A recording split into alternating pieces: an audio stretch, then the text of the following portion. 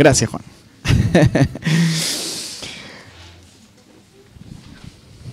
Creo que ya no hace falta que les diga dónde abran sus Biblias. Estamos estudiando Segunda de Timoteo y está siendo un tiempo de mucho desafío. Sé que todos estamos en etapas distintas de nuestra vida y viviendo desafíos distintos para poder vivir para el Señor en donde estamos hoy. Pero todos estamos siendo desafiados por esta carta donde tenemos a un hombre como Pablo, con lo que sabemos de él y lo que él hizo y dónde él está escribiendo esta carta. Escuchar sus palabras nos confronta y nos llama a vivir vidas de dependencia, de confianza en el Señor y seguir avanzando en la misión que Él nos dio como creyentes y como iglesia. Cuando pensamos en la historia de la iglesia, tenemos ahí en los primeros capítulos del libro de los Hechos, cómo la iglesia nació con gran entusiasmo y con un poder divino. La iglesia empezó a ser edificada por Dios. Y de la noche a la mañana, la iglesia no solamente va a nacer, sino que va a empezar a crecer de una forma asombrosa. Pero claro, la persecución no iba a tardar en llegar. Y poco tiempo después que nació la iglesia, empezaron los problemas. Ahí mismo en Jerusalén, los mismos que habían matado al Señor un poquito más de un mes antes, ahora quieren frenar este movimiento, así que ¿se acuerdan que los líderes, Juan y Pedro, son tomados presos y frente al concilio son amenazados y se les prohíbe volver a predicar en el nombre de Jesús? Y ellos dicen, no podemos dejar de decir lo que hemos visto y oído. ¿Ustedes creen que sería correcto obedecerles a ustedes y no obedecer a Dios que nos envió a esta tarea? Así que los castigaron y salieron gozosos de haber sido tenidos por dignos de sufrir por el Evangelio. Y en vez de intimidarse, mucho más, ellos se reunieron con la iglesia, oraron y pidieron a Dios que les dé valentía para salir y seguir adelante con la tarea. Y es lo que pasó. El Espíritu Santo les dio el coraje para enfrentar ahora la persecución. Y la iglesia no retrocedió. La persecución siguió creciendo. Se levantó, Pablo mismo, en ese tiempo era Saulo, y él, junto con otros, se levantaron para frenar el movimiento con violencia y por la fuerza. Así que mataron a Esteban y ese día empezó una gran persecución que desparramó a muchos de los creyentes que estaban en Jerusalén por todos lados. Y Pablo agarró cartas y salió a perseguirlos a las ciudades vecinas para meterlos presos a todos los creyentes para frenar la obra del Señor. Pero no pudo frenarse, ¿no? Todo lo contrario. Esos creyentes que salieron dispersos, a donde fueron, llevaron el Evangelio. Y la iglesia empezó a crecer mucho más todavía. En lugares muy distantes se empezaban nuevas obras, nuevas iglesias. Bueno, para el momento en que se escribe esta carta, pasaron un poco más de 30 años, que no es mucho tiempo, ¿no? Nuestra iglesia tiene 14 años, el doble, son 30 años. Para este momento el cristianismo ya había llegado a los bordes del imperio. Por todos lados estaba desparramándose, la iglesia se afirmaba, la persecución seguía. Y ahora no solamente los judíos están queriendo destruir y frenar la iglesia, ahora todo el imperio romano decide ponerle fin a toda esta locura. Y ya hacía rato que había empezado la persecución en diferentes puntos. Los romanos mismos ya se sentían muy amenazados por el cristianismo, pero ahora el emperador va a echarle la culpa a los cristianos por haber incendiado la ciudad de Roma y todo el odio que ya había en el imperio ahora se va a canalizar hacia los cristianos con un solo propósito, destruirlos. aniquilarlos, terminar con el cristianismo de una vez y para siempre. Y tenés un movimiento, un pequeño movimiento, bueno, había crecido, pero muy reciente. Ahí, Dieguito, si puedes prender las lucecitas, gracias. Un movimiento muy reciente que recién había comenzado, sin grandes estructuras. Y por el otro lado tenés al gran imperio romano. El imperio romano fue el imperio más poderoso de toda la historia de la humanidad. ¿Sí? Por 1000 años este imperio existió. Jamás hubo otro imperio que pudiera compararse con él. La magnitud, la estructura que tenía, el poder militar. Y todo Roma decide, vamos a aniquilar a la iglesia. Y Pablo, tomado preso, está a punto de morir. Es uno de los líderes del cristianismo. ¿Qué va a pasar? ¿Qué va a pasar con el cristianismo ahora, con la iglesia? ¿Será que podrán frenarlo, destruirlo? Y acá tenés a un hombre que en esa condición, en esa prisión solitaria, él puede ver las cosas con la perspectiva de Dios. Él no solamente está confiado de que el evangelio no va a ser frenado y destruido, sino que él va a comisionar a su discípulo Timoteo a que presione hacia adelante, avanzando por la fe, hasta lograr la misión que el Señor nos dio. Que no se intimide por el imperio romano que se opone, sino que se afirme en la gracia de Dios, que no abandone como algunos a su alrededor estaban abandonando, sino que persevere y sea fiel al ministerio que Dios le dio para hacer. Ahora, esto que le está diciendo Pablo es tremendo. Ponete en los zapatos de este joven pastor en esa ciudad. La semana pasada leímos los primeros versículos, completamos la primera sección del capítulo 2 y veíamos que Pablo le da 3 ilustraciones a Timoteo y le dice, vos tenés que ser como un soldado, con la actitud de un soldado, que va a ser fiel y dar su vida para agradar al que le convocó y al que es su general.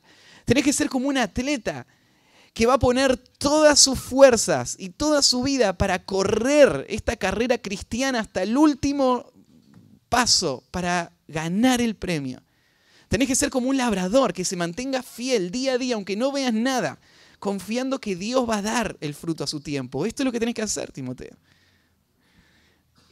Y escuchaba la semana pasada algunos comentarios de lo que es estar frente a esos pasajes, diciendo, es demasiado. Demasiada alta está la vara, ¿no es cierto? Tener que vivir de esta manera. Una cosa es saber que esto es lo que tenemos que hacer.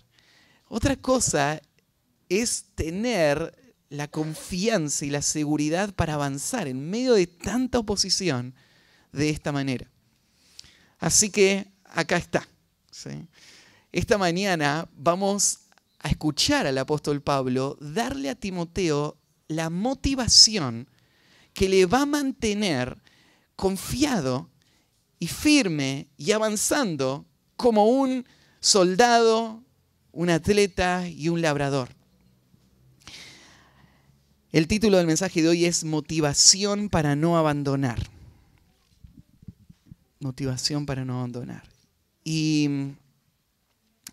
lo que vamos a tener acá con Pablo es, en esta sección, 4 verdades que Timoteo tiene que traer a su mente constantemente, que le van a servir como un impulso, una motivación para que él no deje su ministerio, pase lo que pase, y que el Señor cumpla a través de Timoteo la misión que le había dado. Así que vamos a leer del versículo 8 al 13.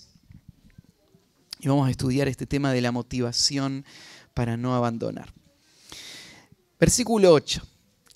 Acuérdate de Jesucristo, del linaje de David, resucitado de los muertos conforme a mi evangelio, en el cual sufro penalidades, hasta prisiones a modo de malhechor, mas la palabra de Dios no está presa. Por tanto, todo lo soporto por amor de los escogidos, para que ellos también obtengan la salvación que es en Cristo Jesús, con gloria eterna. Palabra fiel es esta. Si somos muertos con Él, también viviremos con Él. Si sufrimos, también reinaremos con Él. Si le negáremos, Él también nos negará. Si fuéramos infieles, Él permanece fiel. Él no puede negarse a sí mismo. Vos notás que lo que Pablo quiere es traer a la mente de Timoteo. Verdad es que él ya conoce, pero que él va a tener que traer constantemente para que sirvan de motivación para enfrentar los desafíos que vienen por delante.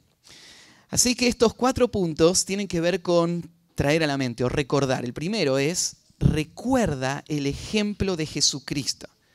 Recuerda el ejemplo de Jesucristo. Si vas a mantenerte fiel, tenés que mirar al Señor.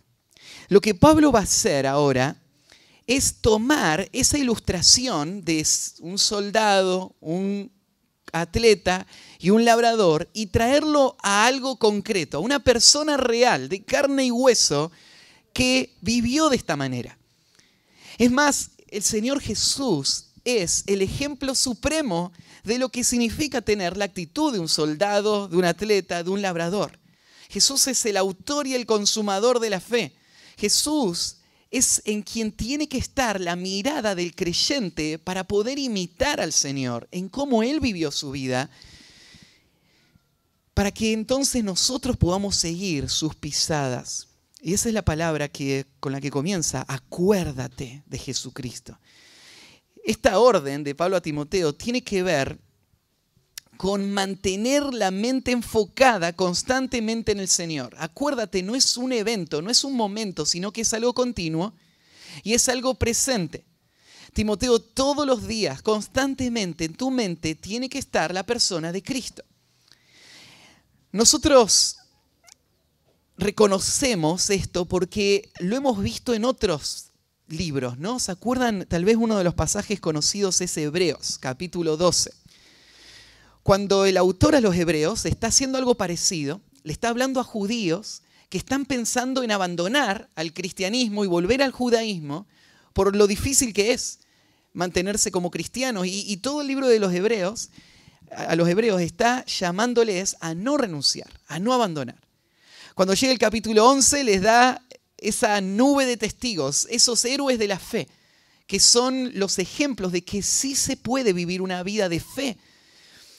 Y llegando al capítulo 12, dice en el versículo 2, puesto los ojos en Jesús, el autor y consumador de la fe, el cual por el gozo puesto delante de él sufrió la cruz, menospreciando el oprobio, y se sentó a la diestra del trono de Dios.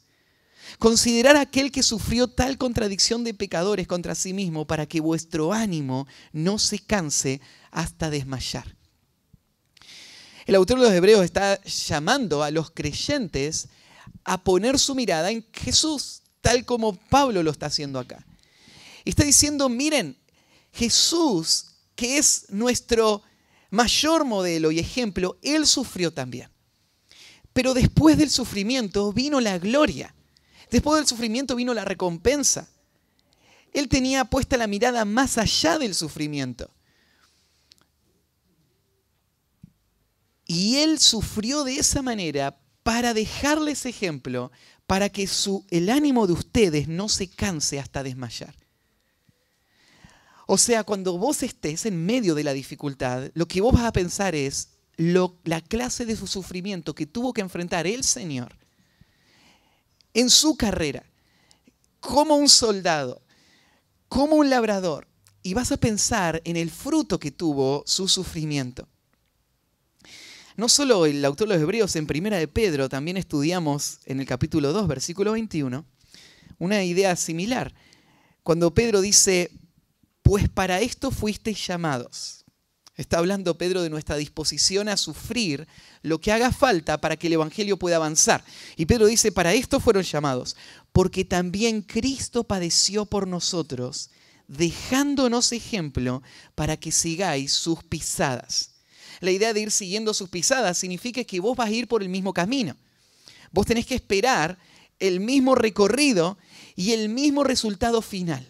Y lo que el Señor hizo, eso vos vas a hacer atrás suyo. ¿Cómo va a ser un creyente entonces para enfrentar toda la dificultad que implica vivir una vida cristiana fiel y llevar el evangelio hasta lo último de la tierra? Va a poner su mirada en el Señor. Y el Señor va a ser su ejemplo supremo, su inspiración, su esperanza, su modelo. Acuérdate de Jesucristo. Va a mencionar dos cosas de Cristo, Pablo, acá. Las dos tienen que ver con situaciones muy particulares del lugar y del contexto al que le está escribiendo. Pablo va a hablar acerca de la resurrección y la encarnación de Cristo. Hay dos cosas específicas que Timoteo tiene que recordar de Jesús. Estas dos doctrinas son dos doctrinas que estaban bajo ataque en ese momento.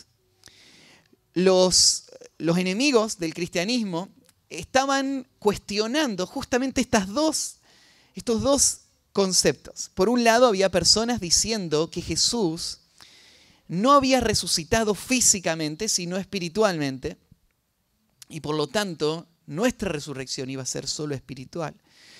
Y había otros que estaban diciendo que Jesús era Dios, pero no un hombre real. Y Pablo va a mostrar que estas dos doctrinas de Cristo son claves para dar seguridad a un creyente de quién es Cristo y mirando a Cristo puedan tener la confianza para vivir los desafíos de su tiempo. Así que veámosla a las dos. En el texto griego el orden está revertido y déjenme verlo tal como Pablo lo presentó. Acuérdate de Jesucristo resucitado de los muertos. Jesucristo resucitado de los muertos.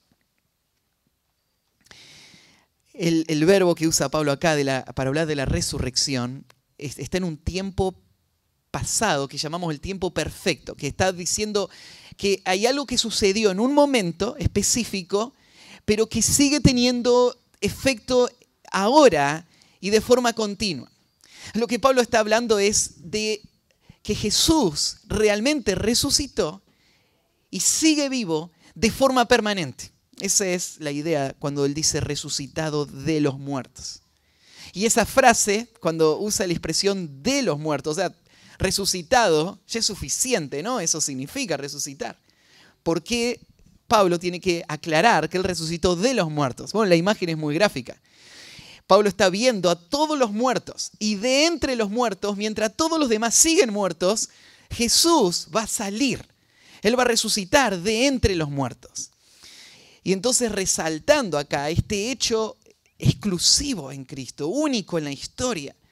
El hombre que venció la muerte de entre todos los muertos, Él se levantó. Lo que Pablo está diciendo, esto, Timoteo, no es una fábula. Esto no es un mito, esto es un hecho.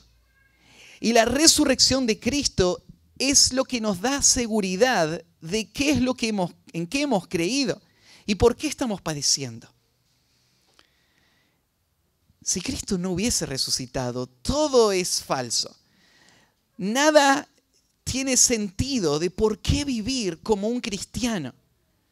Muchos han dicho, mira, si el cristianismo no es verdad, de todas maneras, te conviene ser cristiano, porque te ayuda. Te ayuda a vivir una vida más ordenada, te ayuda a que tus cosas vayan mejor.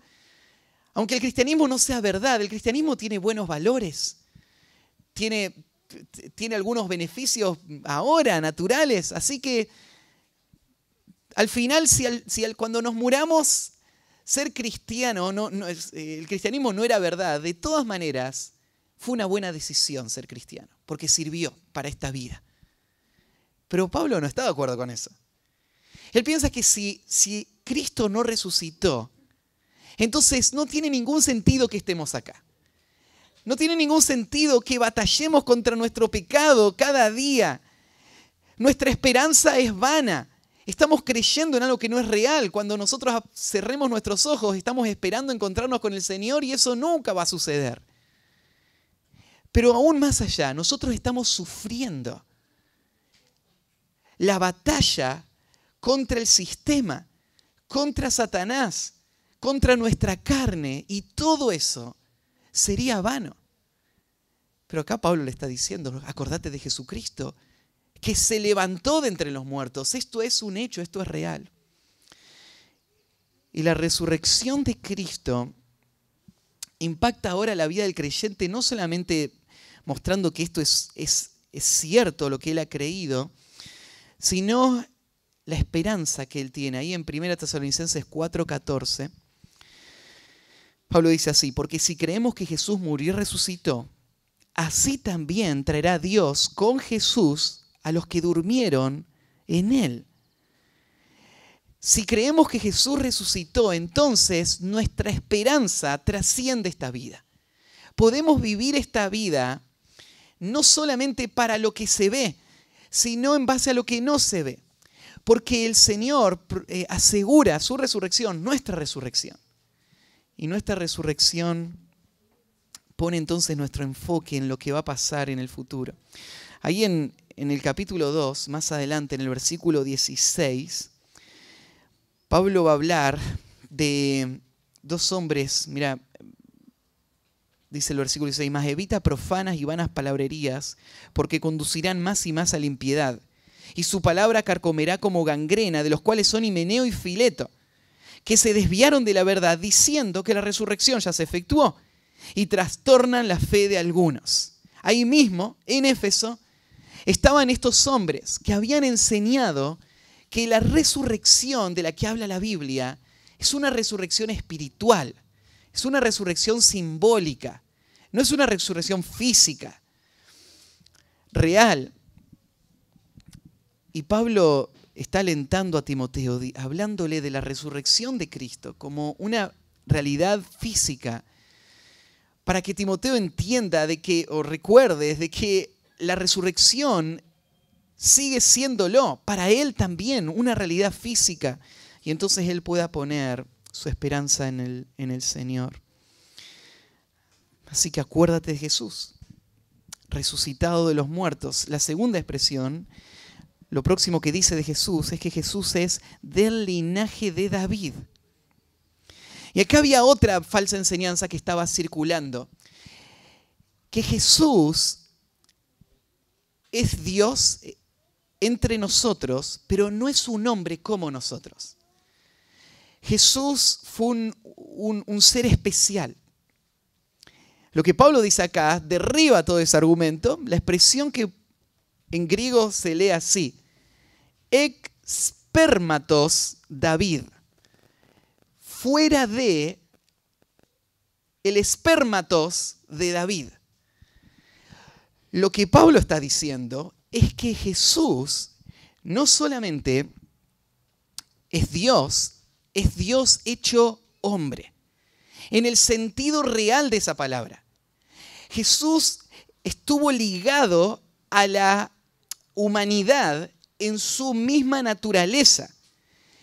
Él es un descendiente real, legítimo de la mujer que le fue prometido que su simiente iba a vencer a Satanás. Él lo es. Él es la semilla de la mujer. Él es un hombre real, un hombre físico y un hombre tal como vos entendés ese concepto. Un hombre que tenía un cuerpo humano, un alma humana, un espíritu humano. Jesús es del linaje y del linaje de David.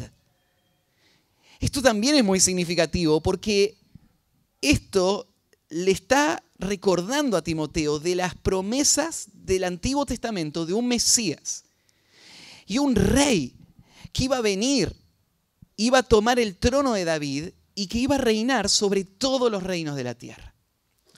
En ese momento, el que parece que está a cargo es Nerón. Él está en Roma y él decidió aniquilar la iglesia. Pero Cristo, destruir la iglesia por completo. Pero Cristo, lo que está diciendo acá Pablo es que Cristo es el legítimo rey. Él nació físicamente y él es el heredero. Es el heredero físico y es el heredero de la promesa de Dios. Él es el Mesías, Él es el ungido. Él es el descendiente de David, el hijo de David. Los judíos sabían muy bien lo que significa esta expresión. Ustedes pueden rastrear esta expresión, hijo de David, en todos los evangelios para ver la significancia que tiene. Pero lo que Pablo le está recordando a Timoteo es esto. Mira, cuando vos enfrentes la dificultad, tenés que poner tu mirada en el Señor. Su vida, su sacrificio, su victoria, su resurrección. ¿Quién Él es hoy? Él es el Mesías, Él es el ungido de Dios, es el rey legítimo. Él gobierna. Entonces, vas a poder enfrentar la oposición de un sistema que no lo reconoce al Señor, pero que está bajo el gobierno de Dios y que va a cumplir al final los propósitos de Dios. Y Jesús es esto. Es resucitado de los muertos del linaje de David conforme a mi evangelio. Esto es lo que predicamos, Timoteo. Esto es lo que hemos creído. Este es el mensaje que llevamos al mundo y esto es lo que debemos creer y afirmarnos constantemente. Ese evangelio por el cual Pablo está preso es el que tiene a Cristo como eje. Así que la motivación, en primer lugar, recuerda el ejemplo de Jesucristo. En segundo lugar, recuerda el poder del Evangelio. Recuerda el poder del Evangelio. Comienza el versículo 9 ahora, en el cual sufro penalidades. Acaba de hablarnos de ese Evangelio que Pablo predica, que habla del Señor Jesús como el que venció la muerte y el rey legítimo. Eso es el evangelio que predicamos nosotros. Ahora, por ese evangelio, Pablo dice, esa expresión en el cual, está refiriéndose al evangelio, por ese evangelio Pablo está sufriendo penalidades. Pablo está en este lugar, en esta prisión, por haber proclamado esta verdad. Fue esto lo que le trajo hasta este lugar. Y esto no es algo extraño, ¿no? Porque esa verdad de que Cristo venció la muerte y por lo tanto todo lo que Él dijo ser y lo que hizo es verdad y que Él es el rey legítimo y todo el mundo tiene que reconocerlo a Cristo como rey. Eso es muy irritante para un mundo que quiere seguir viviendo en el pecado.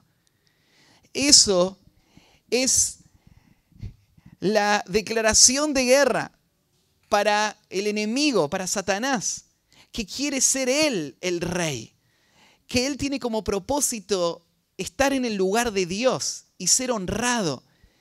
Y él está creando un sistema para llevar al mundo a la adoración a él completamente. Entonces va a haber un enemigo, va a haber una tensión, va a haber una lucha. Si planeamos vivir una vida de acuerdo al Evangelio, entonces no podemos esperar otra cosa. No podemos esperar otra cosa que dificultad. Y Pablo dice, por este Evangelio, por creer esto y por vivir esto, yo sufro penalidades. Ya en el capítulo 1 lo había dicho, en el versículo 12, mira. Por lo cual, dice, asimismo padezco esto, pero no me avergüenzo. Porque yo sé a quién he creído y estoy seguro que es poderoso para guardar mi depósito para aquel día. Pablo está sufriendo. Pablo no disimula esto, no oculta esto. Él lo reconoce, él dice, estoy sufriendo. Pero no me arrepiento. Yo he creído en este evangelio y abrazo el dolor de llevar este evangelio. En este evangelio yo sufro. En Hechos capítulo 9, versículos 15 y 6, tenemos la conversión de Pablo. Y justo después de la conversión, ¿se acuerdan que Pablo está en Damasco y el Señor envía a alguien a que vaya a abrir los ojos a Pablo, que había quedado ciego? Y le dice estas palabras. El Señor le dijo: ve, porque instrumento escogido me es este para llevar mi nombre en presencia de los gentiles y de reyes y de los hijos de Israel. Porque yo le mostraré cuánto le es necesario padecer por mi nombre. Desde el día 1, Pablo sabía que haber abrazado el Evangelio iba a implicar sufrimiento. Y ahí está en la prisión. Y por el Evangelio él padece. Mirá hasta dónde llega el padecimiento. Él usa esta expresión, el cual sufre penalidades, hasta prisiones. El dolor de ser cristiano y predicar el Evangelio no va a ser solamente simbólico o superficial, va a ser real. Nosotros vivimos en un entorno donde no conocemos a nadie que esté en una cárcel por ser cristiano, ¿no? Al menos no en nuestro entorno inmediato. Pero cuando Pablo el día 1 entendió que iba a abrazar el sufrimiento, él sabía hasta dónde podía llegar el sufrimiento. Y Pablo ahora está en este pozo, a punto de ser ejecutado. Y Pablo dice: hasta acá llegué por el Evangelio. Y no solamente hasta las prisiones, sino prisiones a modo de malhechor. La palabra malhechor es la palabra para criminal, alguien que hace el mal. Pablo está en esa prisión tratado como un criminal más. Como el Señor, cuando colgó de esa cruz al lado de esos criminales que estaban muriendo justamente, ahora Pablo está en esa prisión siendo tratado como un criminal. ¿Y cuál es su delito? ¿Cuál es su crimen? Bueno, el Imperio Romano estaba buscando una excusa para matar a Pablo. Y toda clase de acusaciones se daban a los cristianos, ¿no? No lo mataban por ser cristiano. Lo mataban por otras razones. Por ejemplo, lo mataban por ser caníbales. Lo mataban por ser ateos. Lo mataban por ser enemigos de la sociedad, por haber traído grandes males a la sociedad. Lleno de mentiras, se creaban toda clase de excusas para mostrar el odio por el cristianismo, pero en la raíz que estaba, ¿por qué en realidad estaba Pablo ahí? Estaba por ser cristiano. Esto era obvio. No es por haber cometido ningún delito. Se iba a tratar de encontrar una razón legal para ejecutarlo a Pablo, pero en el fondo era eso, era que él era cristiano. Miren, cuando llegue la persecución en nuestro contexto, no nos van a meter presos por ser cristiano. Nos van a meter preso por delitos que ellos van a inventar. Nos van a meter presos por decirnos que nosotros maltratamos a nuestros hijos. Nos van a meter presos por decirnos que nosotros odiamos a los homosexuales. Nos van a meter presos por toda clase de excusas y razones, pero en el corazón de todas esas excusas está el hecho de que nos van a meter presos por el mensaje que nosotros proclamamos. Un mensaje que coloca a Cristo en el centro, que demanda que todos dejen el pecado y se abracen a Cristo como su única esperanza de salvación. Un mensaje que lo pone a Cristo como el Rey, la autoridad suprema sobre todos. Y eso es lo que irrita. Eso es lo que el mundo no quiere. Pablo está como un criminal en una prisión, pero la razón es que es por el Evangelio que él está ahí. Y mirá cómo termina. Esta última expresión es tremenda. Porque tenés el imperio entero queriendo frenar el cristianismo, como decíamos al principio. Pablo en esa prisión oscura, encerrado en un pozo, a punto de morir. Y él dice: mas la palabra de Dios no está presa. no se puede frenar el avance del evangelio con persecución. La historia del mundo es un testimonio de esto. Yo te conté cómo empezó la iglesia y cómo cuanto más se opusieron a la iglesia, más creció. Y Pablo está en ese lugar. ¿Y qué puede hacer desde ahí? Él tiene una convicción de que el poder del evangelio trasciende a cualquier poder humano.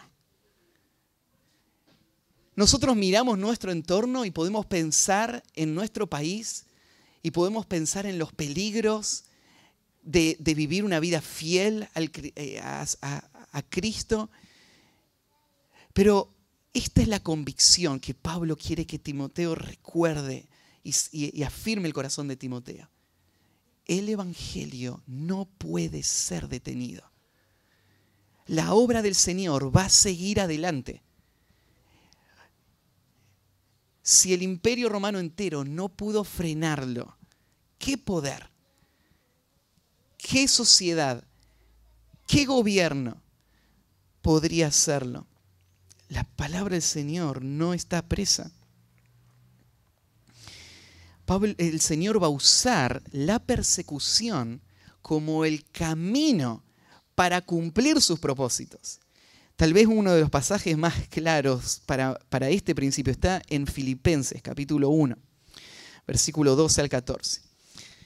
Porque, de nuevo, la iglesia en Filipos le había mandado a Pablo, en su primer encarcelamiento, le había mandado ayuda económica. Y Pablo le escribe una carta para agradecer esa ofrenda que habían mandado y por haber mandado a Epafrodito, que les había sido de tanto consuelo y ayuda para él. Así que le escribe la carta de los filipenses y se la manda a los filipenses para agradecer. Los filipenses estaban preocupados por Pablo, pero Pablo está gozoso en medio de la prisión. ¿Y por qué está gozoso? Dice el versículo 12 así: quiero que sepáis, hermanos, que las cosas que me han sucedido han redundado más bien para el progreso del evangelio. De tal manera que mis prisiones se han hecho patentes en Cristo en todo el pretorio y a todos los demás. Y la mayoría de los hermanos, cobrando ánimo en el Señor con mis prisiones, se atreven mucho más a hablar la palabra del Señor. ¿Sabes lo que había pasado en el primer encarcelamiento? Mira, la palabra ahí, cuando Pablo dice, han redundado más bien para el progreso del evangelio, esa palabra progreso es una palabra que describe una situación en el ejército romano. El ejército, cuando iba a una nueva región, mandaba primero a un grupo de ingenieros que iban preparando el camino para el ejército que venía por detrás. Si había que talar árboles, se cortaban, si había que construir puentes, se construían, y mandaba a ese grupo que iba preparando el avance del ejército. Y esta es la idea del progreso del evangelio. La idea es esta: Pablo dice, ustedes están preocupados porque yo estoy acá preso, pero Dios está usando la prisión para abrir el camino para que el ejército del evangelio avance y conquiste toda la ciudad de Roma. Y le dice, miren, lo que pasó fue esto, yo estoy acá preso, ¿no? Pero tengo la guardia pretoriana que me pusieron para que me cuide. Y esos pretorianos se convirtieron. No solo los que pusieron al lado de Pablo, sino que después ellos le compartieron a los demás pretorianos. Y los pretorianos eran la guardia personal del emperador. Así que los pretorianos le compartieron el evangelio a la familia del emperador. Y al final de la carta a los filipenses, Pablo le dice, les mandan saludos los familiares del César, que se habían convertido. La palabra del Señor no está presa. ¿Qué seguridad que nos da esto? Sin importar la oposición o lo que nosotros tengamos que enfrentar, la obra del Señor va a continuar. Y en esto Pablo se goza, y por eso viene el tercer punto. Primero, recuerda el ejemplo de Jesucristo, recuerda el poder del evangelio, recuerda el propósito de salvación. Recuerda el propósito de salvación. Y dice el versículo 10, por tanto. ya que la palabra no puede ser detenida, ya que la obra sigue adelante y Dios está cumpliendo sus propósitos, entonces todo lo soporto por amor de los escogidos. Todo lo soporto. La idea de soportar tiene que ver con resistir, con aguantar, con mantenerte ahí, con no abandonar. Pablo dice, sabiendo que el Evangelio tiene este poder, entonces yo no voy a abandonar. La idea de soportar tiene que ver con soportar el dolor, la dificultad. Ahí en 1 de Pedro, capítulo 2, versículo 20, habla de el ser abofeteados y soportar. En Hebreos 12:2 usa esta misma palabra para hablar de Jesús, que sufrió la cruz. O sea, soportar tiene que ver no con aguantar algo difícil, con enfrentar tu propia muerte, con enfrentar la tortura, con enfrentar las prisiones. Y Pablo está ahí y dice, yo voy a soportar lo que sea que venga. La expresión todo muestra la magnitud de lo que Pablo está dispuesto a enfrentar para que el Evangelio siga avanzando. Todo, no hay excepción. No hay persona demasiado difícil, no hay situación demasiado adversa, no hay problema, no hay dificultad, no hay enemigo, no hay cárcel, no hay nada que me vaya a disuadir de seguir fiel a mi llamado. Yo lo soporto todo. ¿Y por qué lo soporta todo? Lo soporto por amor de los escogidos. O en el texto griego, por causa de los escogidos. La palabra escogido tiene que ver con seleccionar. Y a lo que Pablo se está haciendo referencia acá es a que Dios, de entre la humanidad, seleccionó a aquellos que van a ser parte de la iglesia y que van a ser salvos. Cuando Pablo usa la palabra escogidos acá, esa es la doctrina que él tiene en mente. Él no la explica, no la desarrolla acá, pero eso es lo que Pablo sabe. Lo que Pablo sabe es que antes de que todo comience, antes de que empiece la historia de la humanidad, Dios eligió para salvación a cada uno de los que van a gozar de las bendiciones eternas, de los beneficios de la salvación. Esto no quiere decir que Dios no ame a todos, pero quiere decir que aquellos que van a ser salvos no son salvos porque tienen algo especial. Son salvos por un propósito eterno de Dios. Y Pablo lo entiende a esto. Y él sabe que la iglesia está siendo edificada en el tiempo. Si bien Dios tiene en mente todos los elegidos tienen que salvarse. ¿Cómo se van a salvar los elegidos? Se van a salvar por medio de la predicación. La predicación es una predicación que llama a todos a venir. Pero al fin de la historia, los que hayan venido van a haber sido solamente los elegidos. No porque Dios no quiera la salvación de los demás, sino por un acto de gracia especial que Dios va a mostrar sobre esas personas. Y esta es la doctrina de la elección.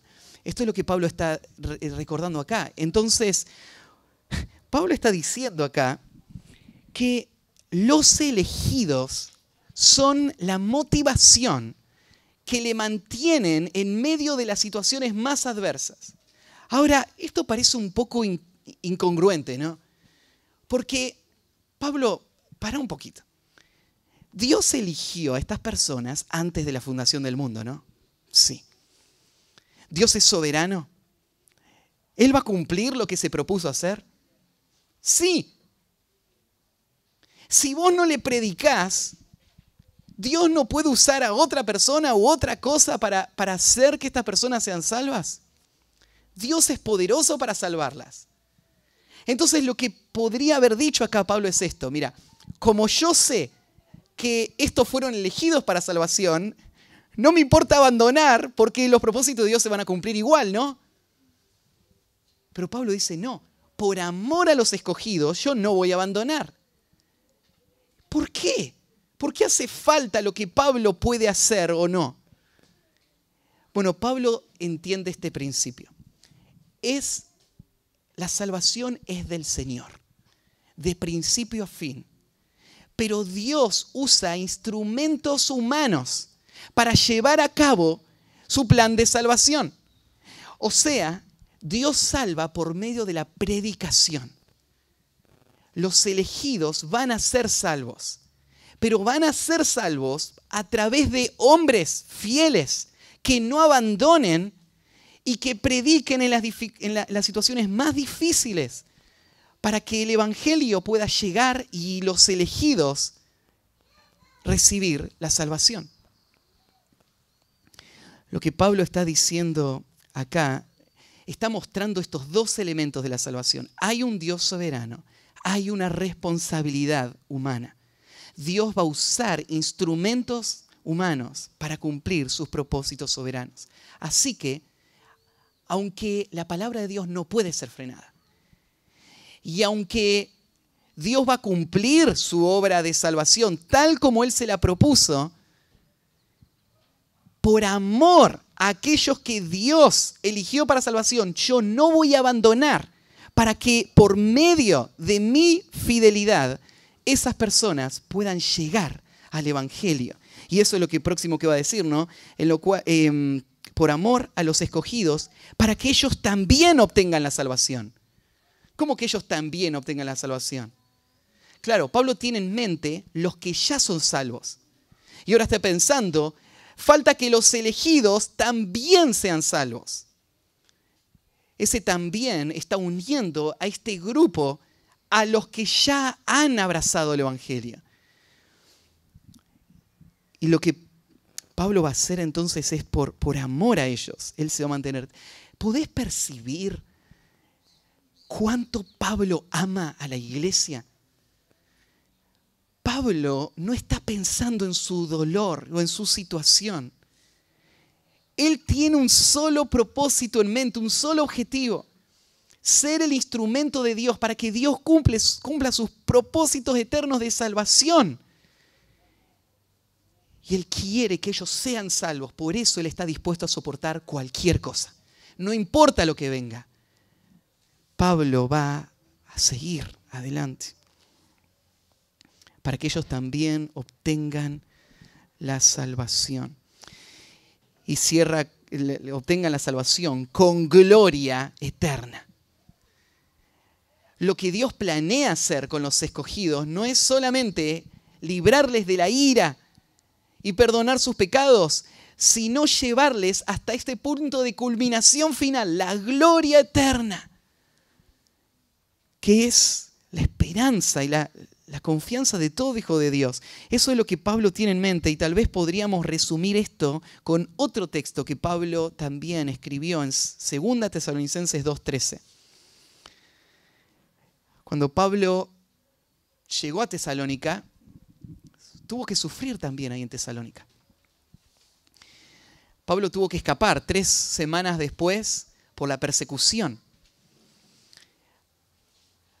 Pero mirando para atrás, Pablo ve que su ministerio en Tesalónica no fue en vano. Porque ahí en Tesalónica estaban algunos de estos escogidos que van a ser salvados. Y Pablo se goza en esa obra, y mira cómo lo dice en el versículo 13. Pero nosotros debemos dar siempre gracias a Dios respecto a vosotros, hermanos amados por el Señor, de que Dios os haya escogido desde el principio para salvación. O sea, nosotros tenemos que dar gracias a Dios de que ustedes ahí en Tesalónica fueron escogidos desde antes de la fundación del mundo para salvación, mediante la santificación por el Espíritu y la fe en la verdad. Este fue el medio por el cual ellos van a llegar a esa salvación para la cual fueron escogidas. La obra del Espíritu y la fe que ellos van a tener a lo cual os llamó mediante nuestro evangelio. O sea, Pablo fue el instrumento para que estos escogidos pudieran tener el obrar de Dios y la fe a través de la cual iba a venir la salvación. A través nuestro esto pasó. ¿Y cuál es el fin? Para alcanzar la gloria de nuestro Señor Jesucristo. La salvación tiene como fin esa gloria que todavía nosotros no hemos experimentado, la glorificación final. Así que Timoteo tiene que traer esto a su mente, ese propósito eterno y ese rol crítico que Dios nos dio para cumplir ese propósito eterno. Así que recuerde el ejemplo de Jesucristo, recuerde el poder del Evangelio, recuerde el propósito de salvación y el último, recuerda las promesas de Dios. Pablo va a usar de nuevo una expresión que ya le hemos visto antes, varias veces la usa en las epístolas pastorales, y es esa expresión, palabra fiel es esta. Pablo la usa cuando quiere enfatizar que esto que va a decir es innegable. Esto es verdad, es una verdad universal, es una verdad que no puede ser cuestionada. Pablo lo va a decir cuando hay algo que tal vez desafía esta verdad y él la va a afirmar y él va a decir esto es así. Palabra fiel es esta. Hay un detalle en la traducción. Tenemos 4 conceptos que se van a decir en los versículos del 11 al 13, que van a tener una estructura similar. La forma en la que está dado esto tiene una relación y un ritmo y una rima que da a entender de que esto probablemente fue una canción, que Pablo está citando algo que Timoteo conoce, ya sea que era una canción que se cantaba en la iglesia primitiva o un credo, una declaración de fe que la iglesia repetía. Algo así debe haber sido. Y comienza con una conjunción que no se traduce acá, que es la conjunción porque. Antes del primer sí que aparece en el versículo 11, hay un porque en el texto original. Y ese porque puede estar haciendo 2 cosas. Puede estar conectando con la última idea y mostrándonos que nuestra seguridad de salvación no se basa en lo que nosotros hacemos, sino en la obra de Dios y en la fidelidad de Dios. Puede ser que ese sea el porqué. O, como William Hendrickson sugiere, ese porqué es parte de un texto más largo. Tal vez lo que Pablo cita acá era un texto más largo y él corta un pedazo y se lo da a Timoteo así. Y tal vez había algo antes del texto que después conecta con ese porqué que aparece ahí. Y no sabemos cuál será la interpretación correcta, pero solo para señalar ese pequeño detalle. Hay 4 ideas. Las 4 tienen que ver con esto, con las promesas de Dios y cómo las promesas de Dios garantizan o afirman nuestra vida para poder avanzar. Vamos a verlas una por una. La primera aparece en el versículo 11. Si somos muertos con Él, también viviremos con Él. Esta es la primera garantía y seguridad que tenemos de parte del Señor. Si somos muertos con Él, también viviremos con Él. Esta expresión tiene algunos detalles que te quiero mostrar. Ahí en la primera parte, cuando habla de somos muertos con Él, está hablando de algo no potencial, no es que si fuésemos a morir, sino como algo real, como el que ya hemos muerto con Él. Si ya hemos muerto, si ya morimos con Él, entonces vamos a resucitar.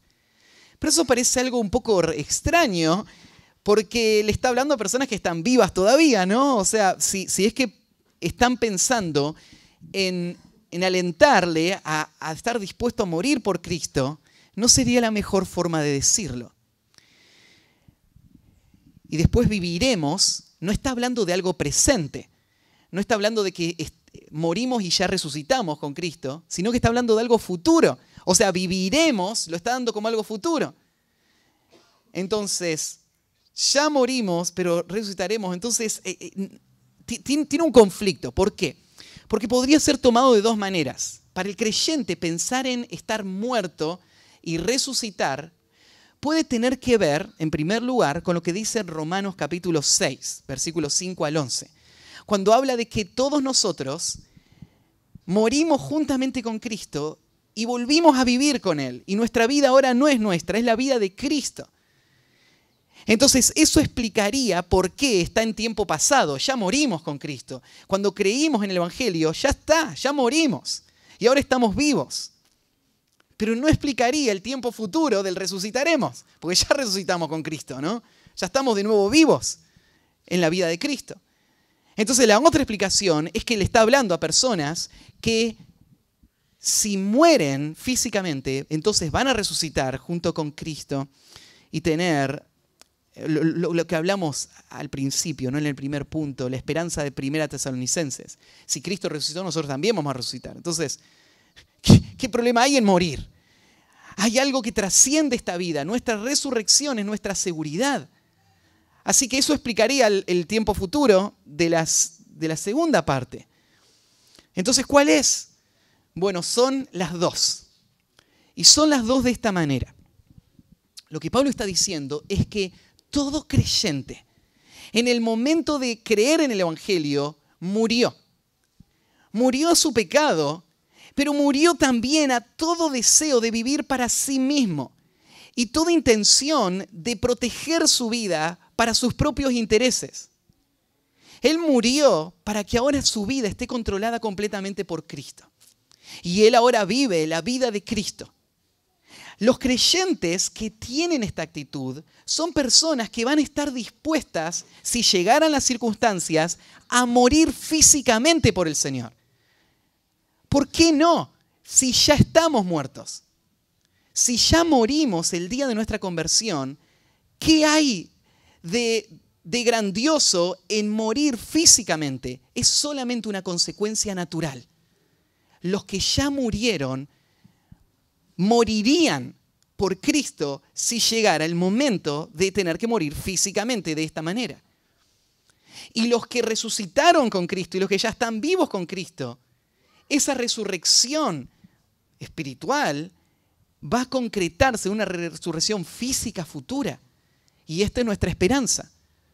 Entonces así vivimos nosotros, seguros en estas promesas, seguros en que estamos muertos y estamos vivos en Cristo, seguros de que aunque muramos, vamos a resucitar con Cristo. Esa es la seguridad de la promesa que Pablo está señalando acá. La segunda idea: si sufrimos, también reinaremos con Él. La palabrita que se usa acá para sufrir tiene el sentido no del dolor, sino de mantenerse en esa situación. Es la idea de soportar. Sufrir es la idea de soportar. Es como cuando se usa la idea de soportar el agravio, sufrir el agravio. Significa que te lastiman y vos no reaccionás. Bueno, Pablo está pensando acá entonces en esta segunda categoría de las promesas del Señor. Y es que si nosotros soportamos y nos mantenemos fieles en medio del dolor, entonces también reinaremos con Él. Lo que Pablo está dando a entender es que esto es lo que va a evidenciar a un verdadero creyente. Él va a poder soportar, porque la promesa reinar está condicionada a esto. Y el reino es algo que es verdad para todos los creyentes. Esto que Pablo está hablando acá, si sufrimos, vamos a reinar con Él, no es algo simbólico. es algo literal. Es verdad que todos los que creemos en Cristo ya somos parte del reino de Cristo. Él es nuestro rey y Él gobierna sobre nosotros. Pero este pasaje está hablando de otra cosa. Está hablando de un reino futuro. Este verbo está en tiempo futuro y está hablando de un reino futuro en el que nosotros vamos a tener una parte y nosotros vamos a reinar juntamente con el Señor. Esto es lo que Jesús le dijo a Pedro en Mateo 19, versículo 27. Mirá cómo le dijo el Señor. Entonces respondiendo Pedro le dijo: he aquí, nosotros lo hemos dejado todo y te hemos seguido. ¿Qué pues tendremos? Este era un hombre práctico, ¿no? ¿Qué beneficio va a haber por esto que hicimos? Y el Señor podría haber respondido con una confrontación, pero responde con palabras de esperanza y una promesa en cuanto a este reino. Dice, y Jesús le dijo: de cierto os digo que en la regeneración, cuando el Hijo del Hombre se siente en el trono de su gloria, está hablando de ese momento futuro, donde el reino de Cristo sea el reino prometido por el Antiguo Testamento, físico en la tierra, el Hijo del Hombre sentado en el trono de su gloria, vosotros que me habéis seguido, también os sentaréis en 12 tronos para juzgar a las 12 tribus de Israel. Y cualquiera que haya dejado casa, o hermanos, o hermanas, o padre, o madre, o mujer, o hijos, o tierras por mi nombre, recibirá 100 veces más y heredará la vida eterna. Jesús está hablando de este mismo principio, de la renuncia en el presente, la recompensa futura. Cuando Pablo fundó las primeras iglesias en su primer viaje misionero, él hizo un recorrido largo evangelizando y después volvió por todas las iglesias afirmándolas. Y las afirmaba con estas palabras, Hechos 14, 22, confirmando los ánimos de los discípulos, exhortándoles a que permanecieran en la fe y diciéndoles: es necesario que a través de muchas tribulaciones entremos en el reino. El reino al cual nosotros nos dirigimos viene por medio de estas tribulaciones. Apocalipsis 3, el último versículo, versículo 21, hay una promesa a una de las iglesias. Hay 7 cartas ahí en el capítulo 2 y el capítulo 3. Y en esas 7 cartas hay exhortaciones a 7 iglesias específicas, pero que tienen un mensaje para todas las iglesias. El que tiene oídos para oír, oiga lo que el Espíritu le dice a las iglesias. Esto es para todas las iglesias. Estas promesas son para todos los creyentes. Y mira esta promesa: al que venciere, le daré que se siente conmigo en mi trono, así como yo he vencido y me he sentado con mi Padre en su trono. Sentados con Cristo en su trono, reinando juntamente con Él. Es algo que nuestra mente no puede imaginar. Que la gracia del Señor llegue hasta ese extremo de generosidad, llevándonos de la muerte a la vida y llevándonos de ser enemigos a estar sentados en su trono juntos con Él.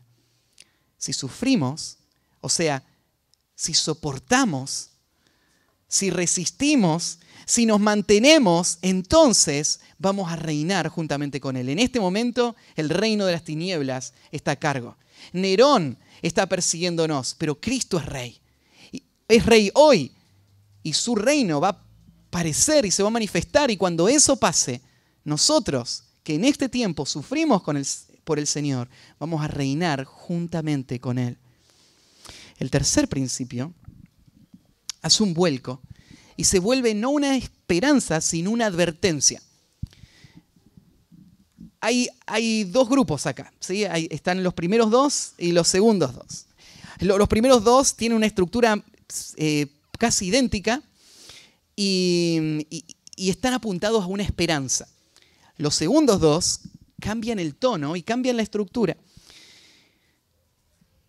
Y ahora dice en el versículo 12 a la mitad: si le negáremos Él también nos negará. Acá esta expresión, si le negáramos, da a entender que no es una posibilidad, sino que es algo que realmente sucedió. Los que le negaron, o sea, Pablo, está teniendo en mente personas específicas. O sea, cuando Pablo está llamando a Timoteo a mantenerse fiel, él tiene que mantenerse fiel en un entorno donde otros están abandonando. Otros están negando. ¿Qué es negando? Bueno, llega la persecución y ahora, ¿dónde estás parado? ¿Sos cristiano o no? Ser cristiano implica que todo está en juego. Todo lo que tenés, tu propia vida. Así que lo que hacían muchos que se habían profesado cristianos es negar. Es negar al Señor. Lo que Pablo está hablando acá es de la apostasía. Abandonar la fe. No está hablando de un momento de temor y de vergüenza, sino una decisión abierta a rechazar a Cristo por el costo que tiene seguir a Cristo. Y para estas personas que negaron a Cristo, entonces Él también nos negará. ¿Vos entendés la presión que esto representa para estos cristianos en este momento? Donde la promesa se vuelve una advertencia. Si ustedes niegan al Señor, el Señor les va a negar a ustedes. ¿Y qué impacto tiene? ¿Qué significa que el Señor me va a negar? Significa lo que le dijo el Señor en Mateo 10:33. Cuando le dijo a sus discípulos, y cualquiera que me niega delante de los hombres, yo también le negaré delante de mi Padre que está en los cielos. Jesús negándole significa Jesús desasociándose diciendo, nunca te conocí. Nunca conocí a esta persona. Esta persona va a ir al tormento eterno. Porque ahora Cristo no lo reconoce. Ah, ¿vos no reconoces a Cristo? Bueno, Él tampoco va a reconocerte a vos delante del Padre cuando vos estés allá. Y eso implica pagar por tus pecados o ir al infierno, al tormento eterno. En Marcos 8:38 dice, porque el que se avergonzare de mí y de mis palabras en esta generación adúltera y pecadora, el Hijo del Hombre se avergonzará también de él cuando venga en la gloria de su Padre con los santos ángeles. El mismo concepto. Así que, ¿cuál es la advertencia? La advertencia es que cuando llega la presión, va a salir a luz si vos has confiado en Cristo o no. Porque negar a Cristo no es solamente una cuestión de temor, es una cuestión de incredulidad. Esa incredulidad es lo que te condena. No es el temor de no querer morir. Es la incredulidad que se manifiesta en ese momento crítico. Se manifiesta qué es lo que vos amás. ¿Dónde está puesta tu seguridad y tu confianza? Se manifiesta si crees o no. Esta persona que negó no cree. Y por eso el Cristo le va a negar a esta persona. Y ligado a eso está la última expresión, que usualmente la leemos con una connotación distinta a la que tiene el contexto inmediato. Porque en el contexto inmediato vos tenés a este que niega y la apostasía manifiesta lo que hay en su corazón y se pierde esta persona, ¿no? Y el versículo 13 dice, si fuéramos infieles, y la palabra infiel tiene que ver con incrédulo, ¿sí? Es la palabra no fe, ¿sí? O puede significar no fiel también, pero ya sea la infidelidad o la incredulidad están íntimamente relacionadas. ¿Quién es el hombre infiel? Bueno, el hombre infiel es el que negó, es la expresión anterior que dice. Ahora, todas las estructuras hasta ahora venían mostrando una relación directa entre lo que hacía y lo que pasaba. Entonces ahora dice, si fuéramos infieles, recién acabo de decir, si le negamos, Él nos niega. Entonces, si fuésemos infieles, Él es infiel, debería decir, ¿no? Pero rompe la estructura. diciendo, si fuéramos infieles, acá se rompe el paralelismo. Porque Dios no puede ser infiel. Ahora, que Dios no puede ser infiel incluye lo que acaba de decir. Incluye que si vos le negás, te va a mandar al infierno. ¿Por qué te va a mandar al infierno? Porque Él tiene que ser fiel. Tiene que ser fiel a lo que dijo. Si fuésemos infieles, Él se mantiene fiel. Se mantiene fiel a condenarte. ¿Por qué? Porque Él no puede negarse a sí mismo. Él no puede ir en contra de quien Él es. Si fuésemos infieles, Él se mantiene fiel. Muestra, para un inconverso, esto no es esperanzador. Esto es devastador. Porque tal vez un inconverso podría abrigar la idea de que Dios cambie de opinión en algún momento, ¿no? Y capaz que cuando llegue al cielo Dios me deje entrar. No. Él se mantiene fiel. Lo mismo que le da seguridad a un creyente, trae gran advertencia a un incrédulo. Dios es fiel. Lo que Él dice es, sin importar las circunstancias donde estés, las condiciones en las que estés, Dios no puede negarse a sí mismo. Hay 3 cosas que la Biblia dice que Dios no puede hacer. No es que Dios no quiera hacerlo, la palabra que se usa acá es no poder.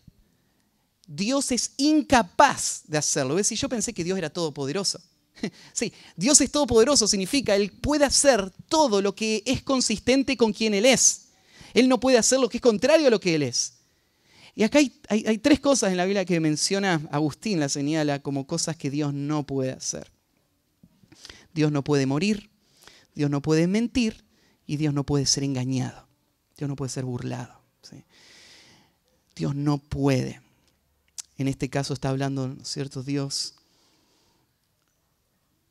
no puede negarse a sí mismo. Dios no puede mentir. Dios no puede romper sus promesas, sus palabras. Lo que Él dijo es, Mateo 24:35, dice, el cielo y la tierra pasarán, pero mis palabras no pasarán. Puede transcurrir el tiempo, pueden cambiar los reinos. Lo que Dios dijo se va a cumplir. Puede ser que no parezca. Puede ser que las condiciones del entorno me confundan, pero lo que Dios dijo se va a cumplir. Sus palabras nunca van a pasar. Dios no es hombre para que mienta, ni hijo de hombre para que se arrepienta. Él dijo y no hará, habló y no ejecutará. Así que Timoteo tiene que afirmarse en las promesas del Señor. Promesas que incluyen esperanza y promesas que incluyen advertencias. Y frente a esto, tener la actitud para mantenerse fiel y no abandonar, para ser ese soldado al que fue llamado a ser, el atleta y el labrador. Bueno, vamos a orar y terminamos. Padre, gracias porque tu palabra nos da todo lo que necesitamos para esta vida, aún para los momentos de dificultad. Tú nos has dado a Cristo como el ejemplo supremo. Nos has dado promesas seguras. Has hecho un plan que va a cumplirse. Y nosotros acá, en medio de esta historia, tantas veces intimidados, atemorizados, Señor, afirma nuestro corazón, trae claridad a nuestra mente, que podamos vivir a la luz de tu verdad en un mundo hostil, que podamos ser fieles en donde tú nos has puesto. Señor, nos encomendamos a ti. Tú eres el que produce el querer como el hacer por tu buena voluntad. Hazlo en nuestras vidas para tu gloria. En nombre de Cristo Jesús. Amén.